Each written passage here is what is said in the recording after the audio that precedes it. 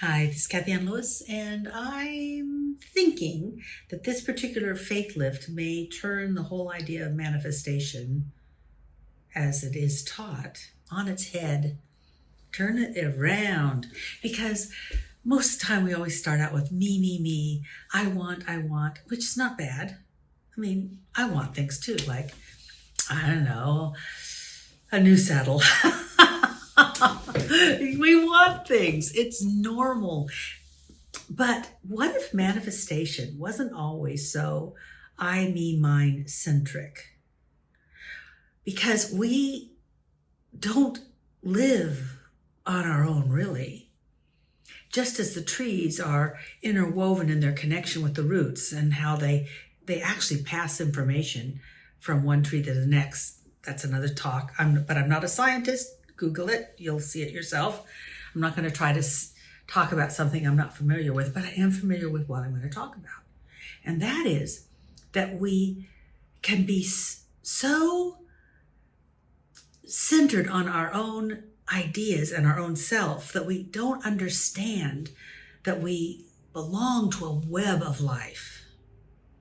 And that in this web of life, there is intelligence that holds all the things together.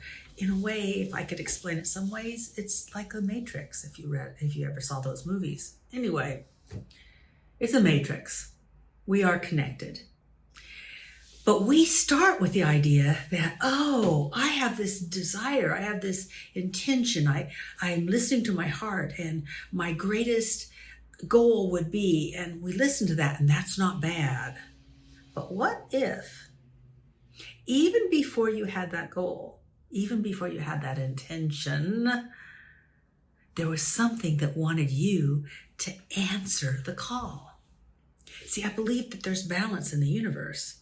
One of the things I've said before is if you want a job, a particular kind of job, there's a job out there that wants a particular kind of person like you. And that you answering or finding out that you're being drawn to something, perhaps something was drawing you. See, there's always a balance. There's a yin and a yang. There's two parts of a connection. There's that which desires, but what if the other side is also desiring? And you would feel a need that is exactly right for what something else is desiring, like a job or a home or a new idea. See, that means that we can really honor the pull that we have towards something, whether it is a new job or a new relationship or a new body, whatever that is, it's not apart from you. It's calling you into a union that is almost holy. There's no other way for me to say it because it's sacred. If we take the manifestation out of a mechanical thing that you do or that you make happen and you see that you're being drawn to something in a holy, sacred way, then you let God become more involved. God's more involved. So what if what's drawing you, what you're longing to express or to find or to eventually have, what if that draw is making you a better person, helping you heal some of your hurts, helping you get over some of your own limitations? What if that draw was actually created in some sort of beautiful, wonderful pattern for your development? And not just your development, because as you develop, others are developed. What if there was a pattern of synchronicity and beauty that allowed so much wonderful things to happen when you finally accept your good?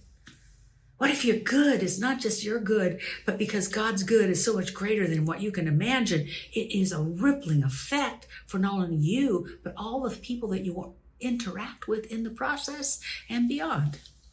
See, that's why I don't mind listening to my heart and knowing what I want and saying that there's a good for me and I ought to have it, because I realize that in saying there's a good for me and I ought to have it, it's not just about having it, it's the growth process that will happen because I'm allowing it to happen. It's a growth process, and I'm allowing myself to be drawn to something and become a different person so that I can naturally have it. It's a growth process not only for me in my individual expression, but also knowing that in so doing, I'm a blessing to others. Ernest Holmes said that we can have anything we want, anything, as long as it expresses more life and harms no one, including ourselves. So, yes, there's a manifestation process. Oh, but it's so complex and so beautiful. It's like a kaleidoscope where when you change, so many things change for the good, for the good. So think on that, my friends. Listen to your heart and follow the desires of your heart. It's like a North Star for goodness, for you and for a lot of other people. Bye for now. I stand in the silence,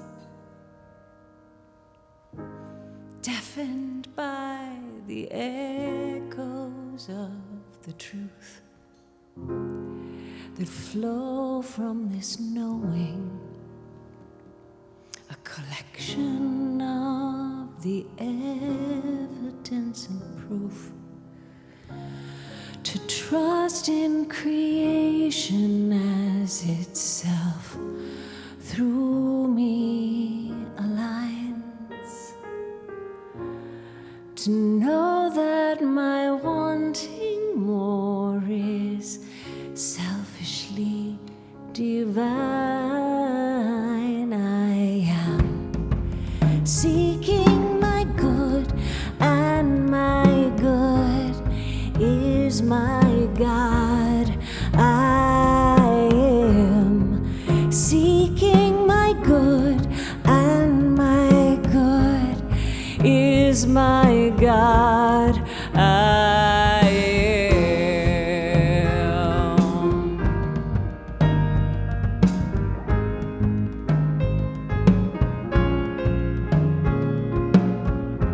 a church or a temple on the ocean or a mountain kissed with snow. So many paths to God, for you are the only place to go. A being with no circumference who centers everywhere, who asks of us only to receive the gifts it's longing to share. I am seeking my good, and my good is my God.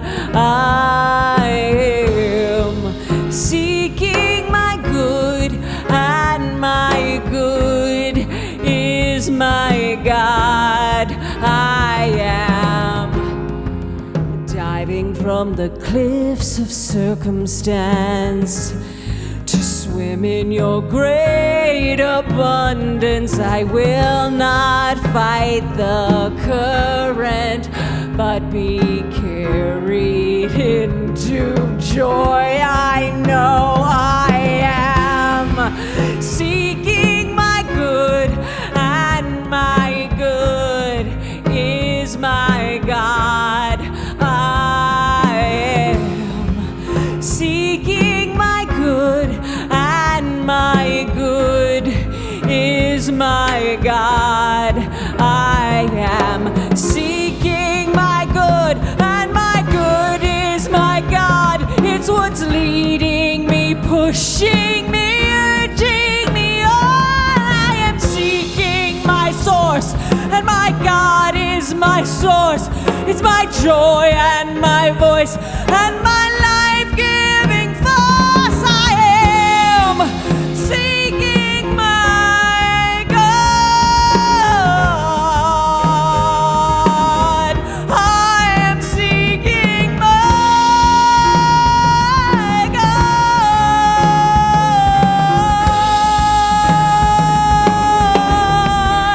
I am seeking my good, and my good is my God.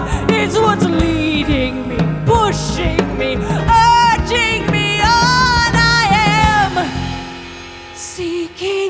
good, and my good is my God. Amen.